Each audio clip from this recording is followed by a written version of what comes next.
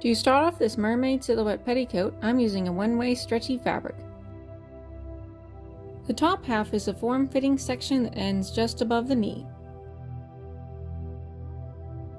I cut it widthwise along the horizontal stretch.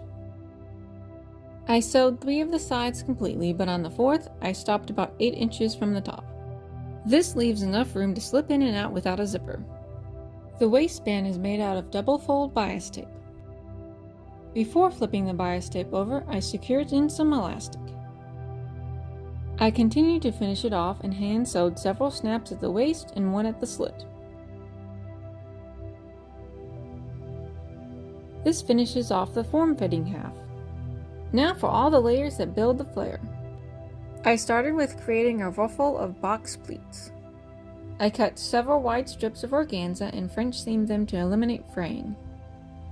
After making one huge strip, I used a fork to make box pleats with some spacing in between.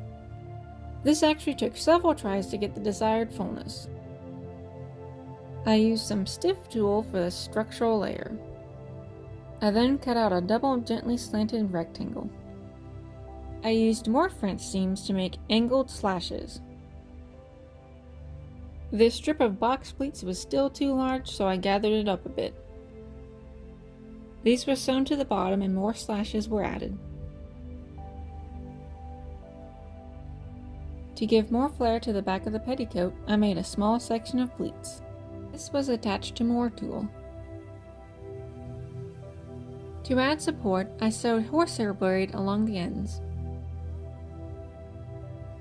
I then sewed that little attachment to the back. This finishes that layer, and now we have 3 organza layers left to make. The layer under this is just a half circle cone. It is French seamed and 2 rows of braid are added. I made another ring of box pleats and sewed it to the inside of that cone. The innermost cone is made just wide enough to walk in. I also made sure all the seams were on the outside to provide a smooth surface. For the outside layer, I just took a very long rectangle and hemmed it. I threw in a bunch of darts to shape it into the final cone. I ironed it out and began to attach all 4 layers.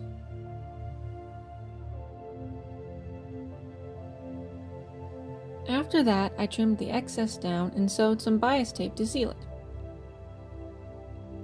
The mermaid petticoat is finally ready.